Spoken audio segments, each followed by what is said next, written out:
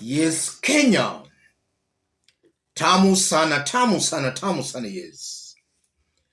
Rigathi Gachagua earlier today made some remarks on the mountain when he accompanied William Ruto to a function in Nyandarua County. President Ruto has been in office for only 8 months and he has achieved more than 50% of his promises to Kenyans. He still has another 4 years and 4 months to achieve all his promises to Kenyans. That's Rigathi Gachagua. And those remarks by Rigathi shocked very many Kenyans because a good majority of Kenyans believes that William Ruto has not achieved any single promise he made to them when he was campaigning. If you look at Kenya Kwanza's manifesto, when they were campaigning, and then you compare, or rather you check one by one, Ruto has not fulfilled any promise. So when Rigathi made those remarks, some Kenyans could not just understand what Rigathi meant.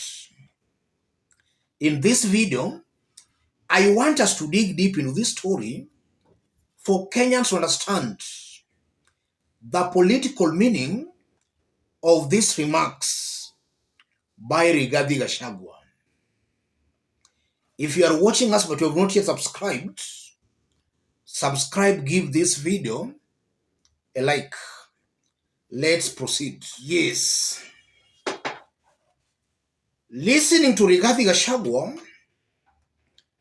Rigathi was just confirming that Kenyans are politically naive and stupid when it comes to matters, politics, and governance. And I'm saying that because it's clear, and even Rigathi Gachagua knows, he was lying. Why is he actually making those remarks in public? And some residents of the mountain were cheering him up. Rigathi was just confirming that Kenyans are politically naive, and more so, their support base on the mountain. It's clear he was lying to them, and they were cheering him up as he lied to them. That's the first meaning. Rigathi was just exposing that political naivety of Kenyans, and more so, residents of the mountain who believed him when he was lying to them. Secondly, Rigathi Gachagua confirms that William Ruto's government has totally failed to deliver.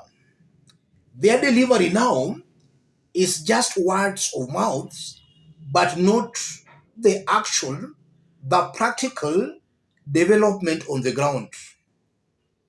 Because for Rigathi to say that this government has achieved 50%, while we know that it has done nothing, in the next few months, the same Rigathi will come back and tell us that now the government has achieved 100%.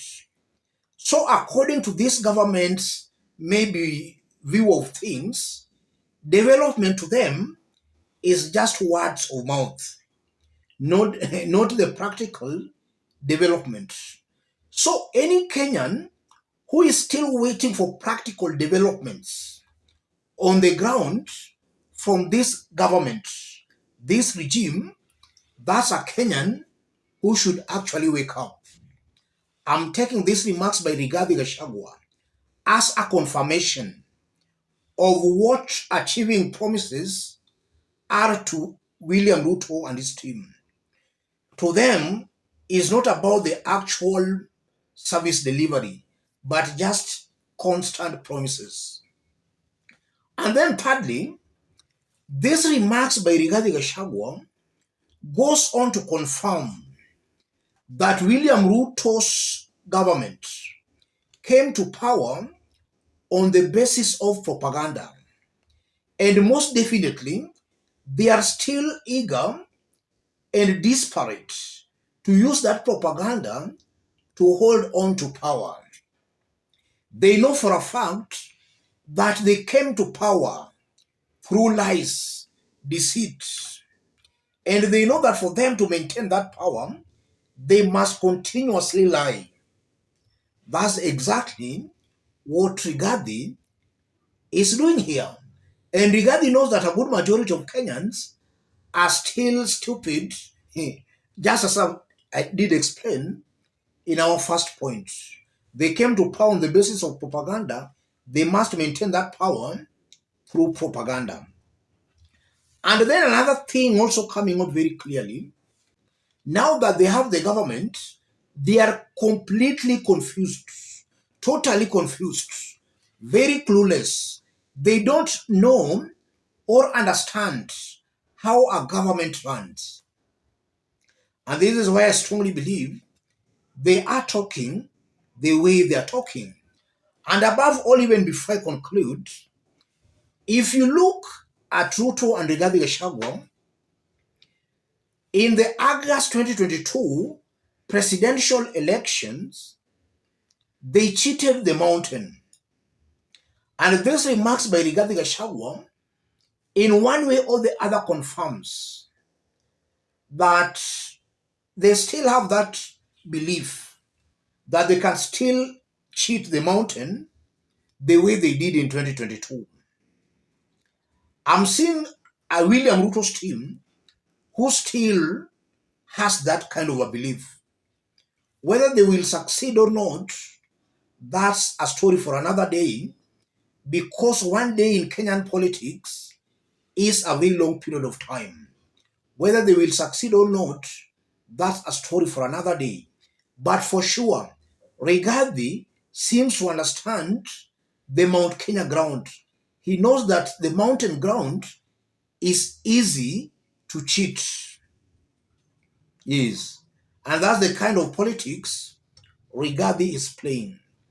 As I conclude, it's now upon Kenyans to actually demand development from Ruto's government, not about empty rhetorics, because it's coming out very clearly that if Kenyans don't rise up to demand for development, Ruto and his team will be taking them in circles.